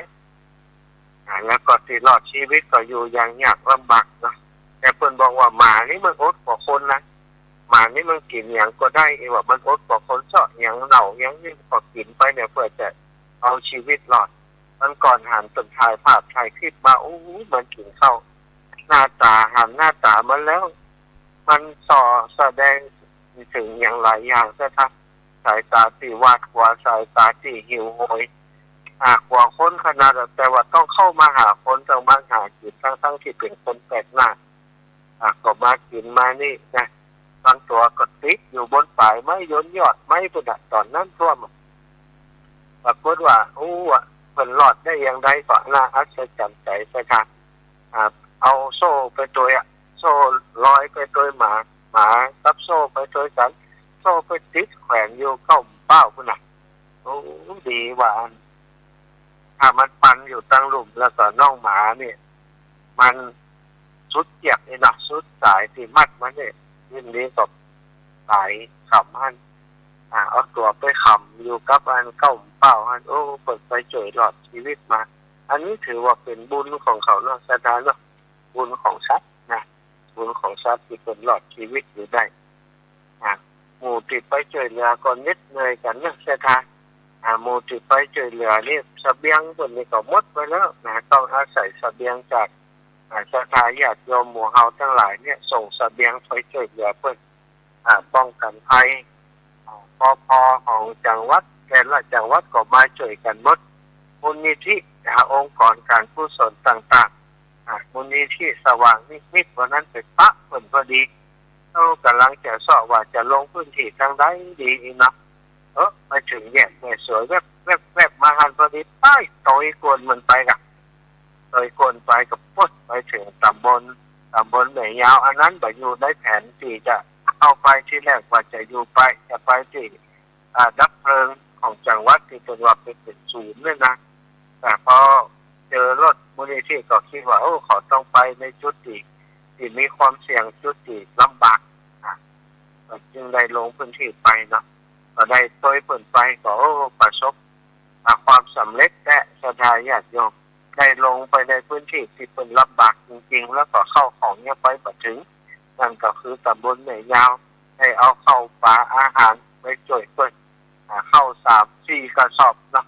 เข้า4 กระสอบ5 กระสอบถึงเข้าอันที่เปิดเอาใส่ถุงแล้วนั่นนะ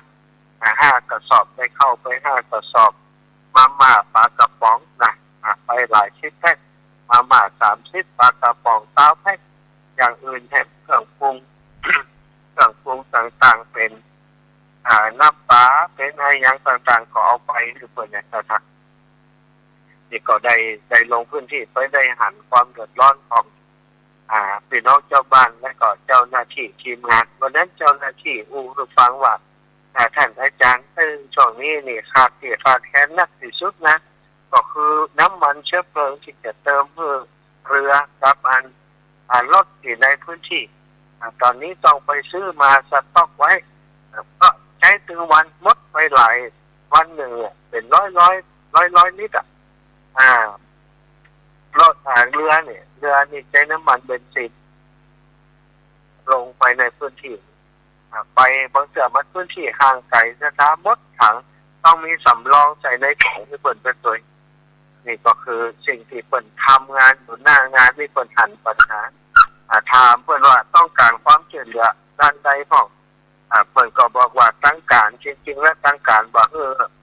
งานประกาศครับเรื่องของสตังค์ในการสถานเอาเป็นวัสดุสิ่งของยังเนี่ยแต่ทีนี้ในส่วนของสตังค์ที่จะเติมน้ำมันเอาไหนมาทางผู้นำก็มีผู้นำก็ยังว่าเนี่ยงานก็ดีทำสตังค์ก็ดีออกช่วยกันผู้ใหญ่บ้านผู้นำก็ช่วยกันจำเป็นออกกันก่อนพร้อมกันออกก่อนเนี่ยอาตมาวันนั้นก็เลยว่าเอาอย่างนี้เนาะสตังค์อาหารอย่างที่อาตมาก็ได้มาส่วนหนึ่งแล้วถวายพระใจแห่งส่วนอาตมามีตังค์ร่างเพื่อจะได้เนาะบอกเปิดเอาหมอบเพื่อ5,000เปิดก่อไว้แล้วไว้แห่งขอบคุณพระอาจารย์ขอบคุณที่จะแปลเป็นน้ำมันเนี่ยเนื้ออาจารย์เปิดก็เอาส่งกันไปเอาไปซื้อน้ำมันเลยว่าน้ำมันขาดมาเดียนี่ก็คือสิ่งที่ว่าพอไปหันแล้วมันก็ได้คิดว่ามันมีหลายอย่างมากนะที่เปิดขาดแล้วก็มันก็มีไผ่จะบอกตรงนี้คือเปิดได้ก็มีเนาะหน่วยงานบางหน่วยงานมูลนิธิบางมูลนิธิแล้วก็ผู้ที่มีจิตอาสาดาราที่เปิดลงพื้นที่ไปเนี่ยเอาปัจจัยไปบริจาคคนก็ไปช่วยส่วนนี้ช่วยเหมือนกันมีหลายคนที่อาตมาหันเนี่ยที่เปิดทำอยู่หน้างานตัวแล้วก็บริจาคทรัพย์ของตัวเก่าช่วยเรื่องนี้โดยอย่างคุณบินบรรลือฤทธิ์ก็ดีคนบุ๋มปนัดดาก็ดีบุ๋มปนัดดาที่ลงพื้นที่ตั้งแต่แรกๆเลยนะไปเนี่ยกินทำอาหารเปิดมีมูลนิธิเนาะมูลนิธิของเปิดมีเงินที่พร้อมที่จะลงพื้นที่ไปช่วยเหลือเปิดก็ลงพื้นที่พร้อมกับอุปกรณ์เนี่ยต่างๆประกอบอาหารทำอาหารย่อยผู้ประสบภัยก็ได้ส่วนหนึ่งได้ส่วนหนึ่งแล้วก็ทางคุณบินบรรลือฤทธิ์คุณเอกพันธ์นี่มูลนิธิร่วมกตัญญูเปิดก็เอาทีมงานลงพื้นที่เครื่องไม้เครื่องมือต่างๆลงไปช่วยกันอยู่ในพื้นที่ตลอดทำงานกันคนละวันหนึ่งเป็น10 ชั่วโมง10 กว่าชั่วโมงโดยซ้ำไปมีเวลารับเวลานอนกว่ากี่ชั่วโมงก็ช่วยกันทุกส่วนเนาะเอาอยู่ตั้งบ้านนี่ได้แต่อินดูเปิดเอาบ่ได้ไปลำบากอยู่กับเปิดแต่มูลที่กู้ภัยต่างๆทั้งหลายนั้น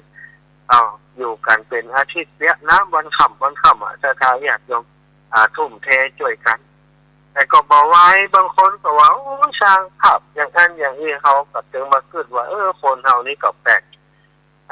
ก็มือปะพายเอาเท้าล้างน้ำเนี่ย บางของกระโจมตีเพิ่นนะมันก็แปลกดีเหมือนกันนะคนเฮานี่จะทางที่ญาติมิตรของเขาเดือดร้อนเปิดลงไปช่วยเหลือก็หาว่าเปิดสร้างภาพอย่างนั้นอย่างนี้คนทำงานสถานมันก็ต้องมีภาพมีหลักฐานมีอะไรอย่างเก็บไว้เราคือคนได้รู้ว่าโอ้เปิดทำงานจริงไปกันจริงไปช่วยเหลือจริงเนี่ยอย่างต่างมาขอตั้งทีมงานต่างๆที่เปิดลงพื้นที่ไปก็ยังดีนะยังมีคนที่เปิดหวังกำลังใจมือบัดถะพายเอาเท้าลาน้ำแล้วก็ยังมีคนที่เปิดส่วนใหญ่ที่เปิดบัดได้ไปช่วยงานเปิดก็ฝากความช่วยเหลือไปหลายคนก็โอนจะตังโอนปัจจัยมาคือครับ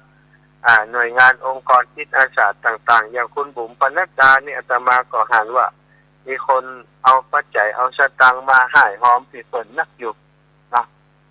ก็ดีใจตัวที่ตั้งคนใจดีตั้งหลายได้ช่วยกันอยู่ตรงนี้ส่วนของตั้งเมืองฝางเนาะเมืองฝางนี่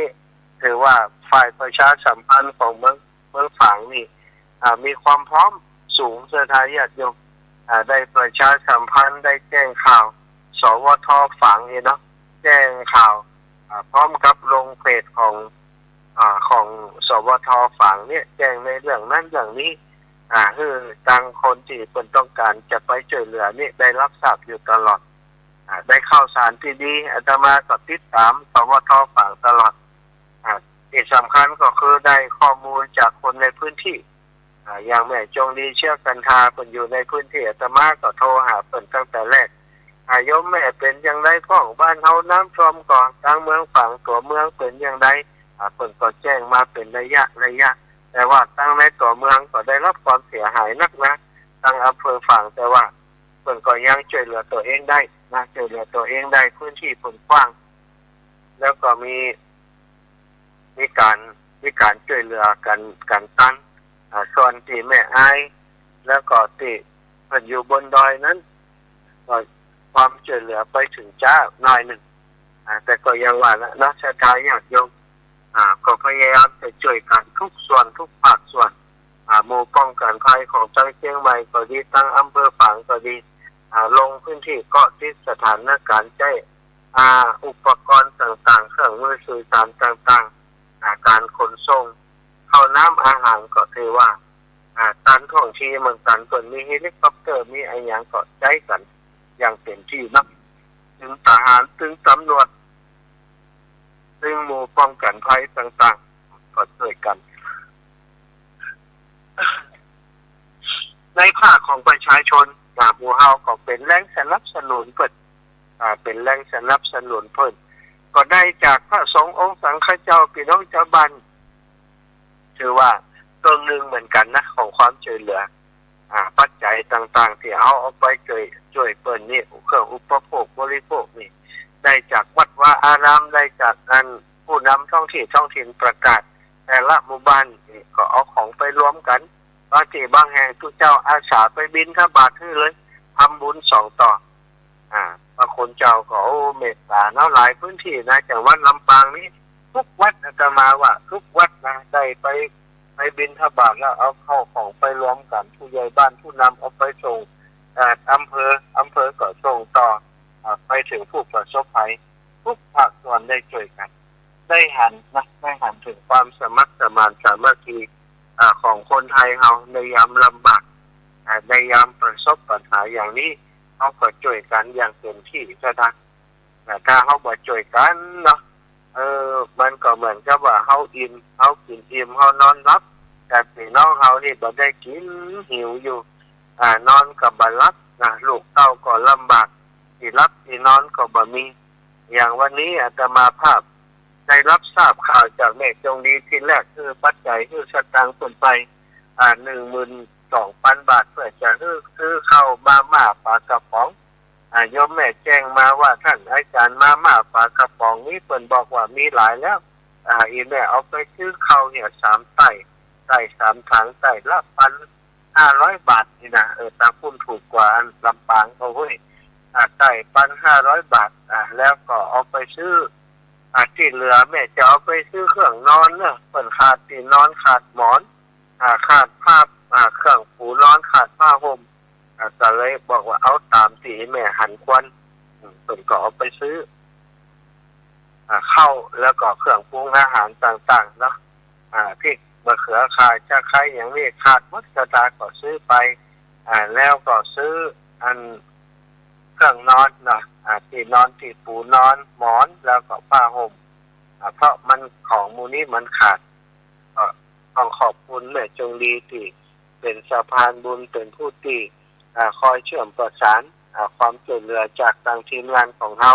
ไปสู่พี่น้องผู้ประสบภัยที่อำเภอแม่อาย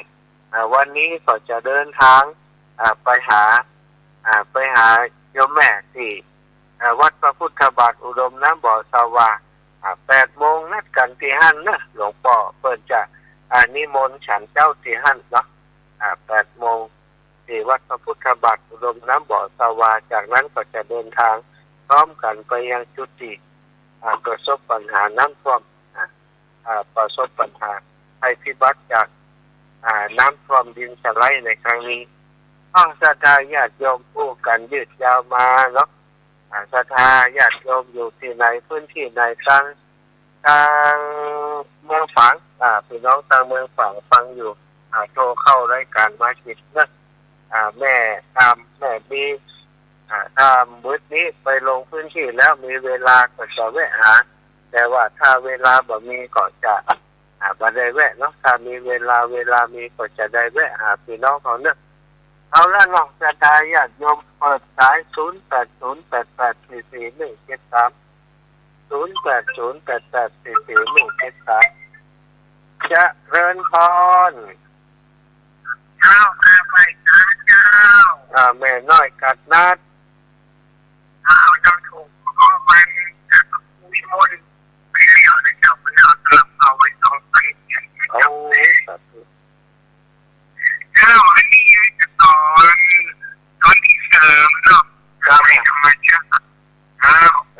อันนี้ยุ่งได้เจ้าไม่ธรรมชาตินำสู่ที่นี่ไอ้ห้องของนี่นะเป็นจำเป็นมันมาต่อได้เวลามีน้ำของเวลายามหอนกันนายหอนเกินเจ้าอันนี้เลยนะเราเราทำมาตัดจับเขาเพราะเขาเขาออกปากมือเขาคุณเอาคืนโวยวายกันเจ้าเปิดทอทีวีเป็นที่เก่าเลิกมาไปเจ้าเขาละมันเป็นโอกาสของคนพอดีเป็นหลักที่ดีย้อนมีหลากหลายไปไหนเมื่อใดก็ต้องเฝ้าระวังตรงนั้นก็อยากใจก็อยากซ้ำเติมขโมยทั้งหลายเอาเป็นคนไทยบุญย่อยกันเจ้าพอลักษณะรักเกี่ยวเก่าคุ้มครองเลยเจ้านายเจ้าไว้สาธุแม่เอานะในยามฝนลำบากยังมีขโมยไปกวนอยู่นี่แม่สำลิดพี่น้องนาเหลียงเมืองน่านนี่ปกติแล้วเนาะเจ้าไว้สาเจ้าจ้าแม่อาจารย์ผู้บ้านเป็นวันนั่นแหละสาธุยังไงค่ะคนไหนเนาะนี่ดูเจ้าแม่เมืองน่านไปเมืองน่านปะกันสักคำไว้เจ้าแม่สาธุเจ้าสาธุเจริญพรนมัสการครับเจริญพรสาธุไปเอาเมืองน่านเนี่ยไปเอาเมืองนั้นแม่อายด้วยกันปะไปได้ครับแต่ตรงนี้ไม่เคยไปครับเราจะได้ไม่เคยไปมันเกิดเหตุอะไรอย่างเงี้ย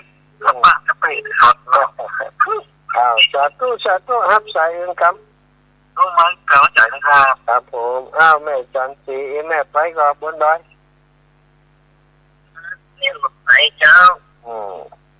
เนี่ยมาปัจจัยไปตรงนี้ไปกับคุณแล้วดีกว่าเล็กน้อยตามสติกำลังของแม่เนาะแม่ดีแล้วคนน้อยจังที่แม่เขาบอกว่าเห็นแรงนะไปช่วยเป็นคนที่ได้เป็นเจ้าธรรมดา ถ้าไปก็ไม่ใช่ให้ไปว่าเล่นได้เนี่ยเอาไปอย่างนั้นเนาะไปวัดเนาะไปวัดเนาะไปเอาบุญที่วัดกันต่อ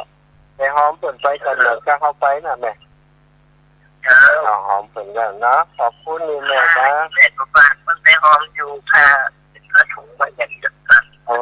เจ้าขาดหลายอย่างเนาะขาดเสื้อผ้าขาดอันของใจไม่กวาดไม่เกิดเดี๋ยวจะไปเสียไม่กวาดที่ไหนจะซื้อกันก่อนเป็นขาดไม่กวาดขาดอย่างเครื่องทำความสะอาดอีแม่ขอบคุณหลายสมบูรณ์บ้านไร่ศิลาทองเจริญพรแม่สมบูรณ์เอาไม่ขาดเจ้าแต่เป็นกำลังใจให้เนาะเจ้าเป็นกำลังใจให้กันเนาะเอาสาธุเดินทางปลอดภัยจ้ะแต่ว่าแม่จะอยู่บ้านทั้งฝนตกมาแต่ว่าฝนตกเลยนะแล้วเขาเด็กคนนั้นทำมาหาออกน้ำก่อนนั่นแล้วพังหวานไข่ทั้งแม่ถวายอาจารย์สาธุนะแม่นะ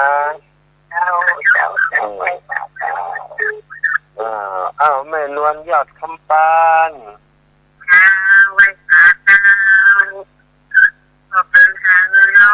เจ้าเดินทางแล้วแม่เป็นกำลังใจขอบคุณมากมายเลยตั้งบ้านเฮาเป็นอย่างก็ดีแล้วนะอยากไปให้มันเป็นมีแล้วเจ้าน่าจะร่วมนะตั้งไปของนี้น่าจะร่วมตอนนี้ถ้าทอมร้อยถ้าทอมกี่เนี่ยอยู่นิดอิดของเนี่ยไม่มียังใหม่ก็เรียบร้อยหมดแล้วนะอยู่บนดอยแต่ว่าบ้านเฮานี่คงมีดินชั้นไร่อย่างละเพราะมันเป็นงานสวนเป็นป่าเก่าเนาะไม่นะต้นใหม่เขานักเกี่ยวไม่ทานข้าวละคืนนะทางจอมพลังเพื่อเอาของไปเราสีไม่อายนะใช่โอ้ไปช่วยเหลือกันนะทางจอมพลังเลยนะบ่อนี้มีคิดแต่ดีงามอีกจะเอาขึ้นคอไปเลยไปเอาติดยุดใช่มันต้องขึ้นฮอเพราะว่ามันบางมันหยักจะไปเข้าไปเห็นไหมครับอารมณ์ไม่เป็นโง่แล้วมันติดมันตายโง่เนาะเป็นโง่เยอะเนาะเจ้าเดี๋ยวนี้ไปถึงไหนเดี๋ยวนี้ถึงน้ำท่องอยู่ไหมน้ำท่องนี่ก็เป็นสถานบูชาเหมือนกันนะแบบที่อยู่ไว้นะสำหรับนักอะไรอยู่อะไรใหญ่เลยทำนาทีไปเนาะคนเดือดร้อนเขาจะอยู่เฉยๆยุ่มได้ก่อนไปสาธุแม่เดี๋ยวโทรขอโทรมานี่ได้จ้ะพ่อถึงไหนล่ะผมอยู่วันที่เด็กเลยเหรออันเดี๋ยวนี้อันกำลังรวมผลใดนี่เขามากำลังมาถึงปตท.นี่ละอ่อนนั่นโด่งของจ้างถ้าเขานี่ถึงกึ่งชั่วโมงอีกพอจะอยู่หั่นหรือว่าไปต่อก่อนก็ได้นะถ้าไปต่อก็ไปไปพุ่นไปอยู่แถวแม่สวยปตท.แม่สวยท่าก็ได้ตั้งแต่คุณตั้งแยกคุณจะได้ก่อนขึ้นพุ่นก็รอกันครับนะก็ไปเรื่อยๆก็ได้เดี๋ยวเขาก็จะออกไปเรื่อยๆสาธุขอปล่อยนั่งกี่คนนะคนเดียวผมโอ้ยงอมคนเดียวกันนี่ย้อนเขามาแล้วคนนี้เขามาขืนแต่ว่าปกก่อยครับก็จะคนเดียวสาธุขอสาธุพนันมูลแม่เฟืองปุ่นละลูกไปอีกพอไปถึงแยกเมืองปานพุ่นแล้วนะพนันมูลถึงแยกเมืองปานพนันมูลถึงแยกเมืองปานพุ่นแล้วน้องซื้อขนมปังซื้ออย่างไม่ใช่ ขนมปังนมเมื่อกี้ขนมปังแซนด์วิชก็ได้นะก็ใช่เดินทางอยู่นะเดินทางเอาละนะคนมาพร้อมแล้วที่จะได้เดินทางไปพร้อมกันเดินทางไปพร้อมกันเป็นหมู่เป็นคณะไปด้วยกันมี3 กัน4 กันอยู่พุ่นรอแล้วแหมกัน1ก็อยู่แม่แตงพุ่นละนะสถาญาติโยมติดตามอยู่ทั้งบ้านทั้งจองก็เป็นกำลังใจให้กำลังใจส่งกำลังใจมาหากันเนอะส่งกำลังใจไปให้พี่น้องที่อยู่แม่อายที่อยู่เมืองฝางแต่ที่พี่น้องก็บอกว่าโอ้ทหารข่าวคนการจอมพลังลงพื้นที่ไปช่วยพี่น้องอำเภอฝางอำเภอแม่อายขอบคุณการจอมพลังนี่ก็เป็นจิตอาสาเหมือนกันนะสถานต่อสู้เพื่อความยุติธรรมหลายเรื่องหลายราวคนเราก็อย่างนี้สถานมีโอกาสทำหน้าที่เป็นสื่อสารมวลชนทำหน้าที่ให้ดีนะอาตมาภาพมีโอกาสเป็นผู้เจ้าก็ทำหน้าที่ผู้เจ้าเผยแผ่ธรรมเกิดว่าพี่น้องศรัทธายามเป็นคนยากลำบากเกิดว่ากันไปเจริญพรโยมแม่วันนี้กำลังออกเฮานี่มาถึงนี่ถึงชั่วโมงละเขากำลังมาถึงน้ำพริกเขามาถึงนี่เดินเขาหับกันหลายคนให้ใจกล้าเนาะทำไมจิตพลังไปแต่ไอ้มาแอวละนิดละแต่ว่าคนกันหลายเนาะที่แม่แล้วอันกันของเขาก่อนเป็นปั่นก้อนมันนึงก็ได้กันสารจูดอย่างจูดเอาอย่างจูดถึงบ้านนะบอกไอ้จูดเอาถึงบ้านนะบอกอันคนอื่นตัวนั้นช้าจูดนี่เดี๋ยวที่เจ้าจะไปจูดไปจูดตอนแต่ว่าได้10,000 ไปแหวน16,309พอคุมไปหลายเดือนอยู่3-4 เดือนก็ยังแฝงเนาะเน้นให้ก็มาทั้งหมดนะลาไปได้หลายอยู่ป่ะ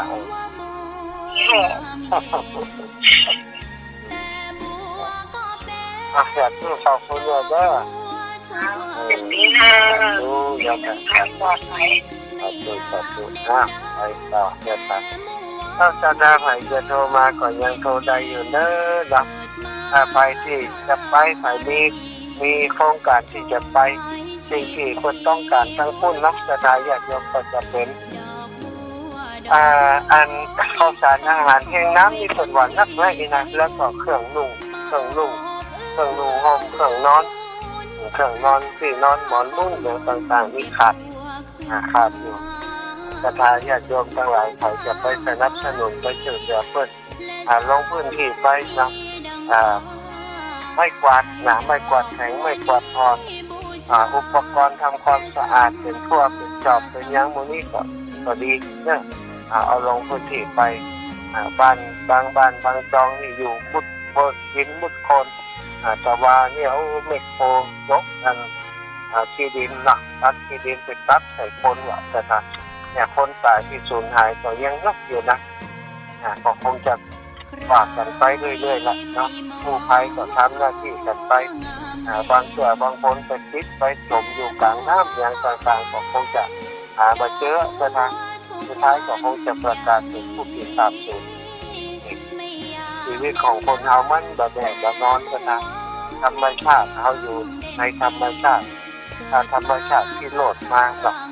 เพราะว่าเป็นไฟก็ดีลมก็ดีต่างไฟต่างอัคคีไฟนวัตไฟแล้วก็ทุกข์ภัยที่เกิดจากสิ่งแวดล้อมดินฟ้าอากาศเหล่านี้เป็นสิ่งที่เอามันเหนือการขาดหมายของคนเขาป้องกันได้ยากนะครับป้องกันได้ยากที่จะแบบนี้มันเกิดอย่างฝนตกเนี่ยนะมันแบบเคยเกิดขึ้นเลยนะเป็นตั้ง4 ต่อ 6-7 ปีเราเคยมีเหตุการณ์อย่างนี้ตอนที่เกิดครั้งก่อนก็บันนักหนาแต่ครั้งนี้มันทำไมมันเยอะอันนี้ก็เป็นข้อมูลที่ชาวบ้านสะท้อนมาว่าแบบเดียวนี้มีปัญหาอย่างที่มันรุนแรงขึ้นปัญหาที่มันแบบเคยเกิดมันก็เกิดขึ้นนะครับ อย่างที่บอกเคยเกิดมันไม่หมายความว่ามันจะเกิดหรอกถ้ามันเกิดมาก็สร้างความเสียหายทั้งชีวิตและทรัพย์สินของคนทั้งหลายอาตมาก็ยังมาคิดในใจว่าโอกาสตั้งหน้าเนี่ยต่อจากนี้ไปเนี่ยก็จะรวบรวมเอาของเครื่องใช้ต่างๆไว้พร้อมเป็นน้ำก็ดีเป็นข้าวสารก็ดีเป็นอย่างมูลนี้นะตลอดถึงปัจจัยจะทำเป็นของทุนเพื่อจะใช้ในยามวิกฤตเพื่อจะช่วยเหลือผู้ประสบภัยจะตั้งเป็นของทุนขึ้นมามีคณะทำงานมีคณะกรรมการดูแลกองทุนกองทุนช่วยเหลือผู้ประสบภัยเพราะว่าภัยอย่างนั้นถ้าเกิดน้ำท่วมได้ก็ไปช่วยน้ำท่วมถ้าเกิดไฟไหม้ก็ไปช่วยไฟคนที่ประสบปัญหาไฟไหม้ช่วยเหลือเพิ่นเพราะว่าชีวิตของคนเรามันเกี่ยวเนื่องกันนั่นแหละถ้าเรามีโอกาสทำงานอยู่ที่ได้ขึ้นไปเราสามารถจะเป็นสะพานบุญให้กับทั้งหลายได้เราก็ต้องทำหน้าที่นั้นเพื่อมันดีมันเป็นประโยชน์กับคนที่ประสบปัญหาทั้งหลายเอาละเนาะตอนนี้4:56 นาทีก็ขอขอบคุณรัชทานสาธุชนคนที่เข้าแก่ก่อนและตลอดทุกท่านทุกคนที่ฟังรายการอย่างทำยามเช้ากับอย่างทำแสงอารมณ์จากสถานีวิทยุขึ้นข่าวเผยข่าวต่างๆที่ออกอากาศจากวัดต่างๆเจริญอำเภอดอยหล่อจังหวัดเชียงใหม่โดยน้องเจเป็นผู้ติดต่อสัญญาณที่โทรไปหาเจต่อเครื่องสัญญาณเข้าไปในคอมพิวเตอร์ออกมาถึงบ้านสถานอย่างโยมเป็นการจัดรายการต้นเดินทางอยู่กับจัดรายการไปสถานหลายคนก็บอกว่าท่านอาจารย์เดินทางนี่เอาอย่างมาจัดรายการได้นะก็บอกว่านักมันเป็นหน้าที่ผู้ไปว่าไปผู้ไปว่าไปโดยสถานอย่างโยมติดฟังบางบ้านแต่ติดตามรับฟังอย่างต่อเนื่องเจยังอยู่ก็เจบังรับแต่ถ้านักเตรียมตัวเนี่ยจะเดินให้จบที่เจของเปิดเพลงของสถานีและรายการต่อไปครูบาอาจารย์จะเข้ารายการกันต่อจากอาตมาภาพวันนี้อาตมาภาพพระมหาสมภารชาตะปัญโยวัดบรรพตอาทิตย์อำเภอเมืองจังหวัดลำปาง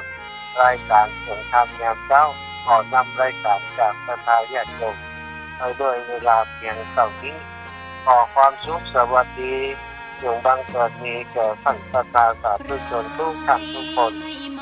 ท่านทั้งหลายอยู่ดีมีสุขและมีอายุมั่นขวัญยืนที่ปันมาหาปันใดจะเดินทางเสนอเราไปให้ได้ปลอดภัยในทุกเส้นทางมันสูงจะมีเพียงแต่ดีอายุวันโลที่ต่างกัน